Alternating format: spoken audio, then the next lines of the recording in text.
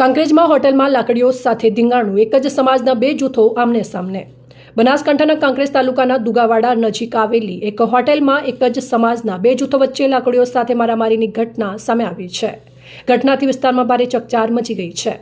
મળતી માહિતી મુજબ બંને પક્ષો મિત્રતા સંબંધિત સમાધાન તેમજ સમાજના દંડના મુદ્દે ચર્ચા કરવા માટે એકત્રિત થયા હતા.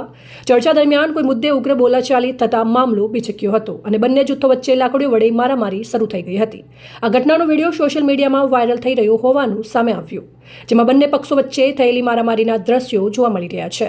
પ્રાથમિક માહિતી અનુસાર આ ઘટનામાં બે વ્યક્તિઓ ઇજાગ્રસ્ત થયા છે. ઇજાગ્રસ્તોને તાત્કાલિક સારવાર માટે હોસ્પિટલ ખસેડવામાં આવ્યા છે. આ ઘટનાની જાણ થતાં પોલીસ ઘટના સ્થળે પહોંચી અને સમગ્ર મામલો પોલીસ સ્ટેશન સુધી પહોંચ્યો છે અને પોલીસે ફરિયાદ તેમજ અન્ય પુરાવાના આધારે વધુ તપાસ શરૂ કરી છે. નોંધ: હાલ પોલીસ તપાસ ચાલુ હોવાથી ઘટનાના કારણો અને જવાબદારી અંગે સત્તાવાર માહિતી બાદ વધુ વિગતો સ્પષ્ટ થશે. વધુ અપડેટ માટે ફોલો અને સબસ્ક્રાઇબ કરો સેન્ટ્રલ ભારત ન્યૂઝ ચેનલને. ધન્યવાદ.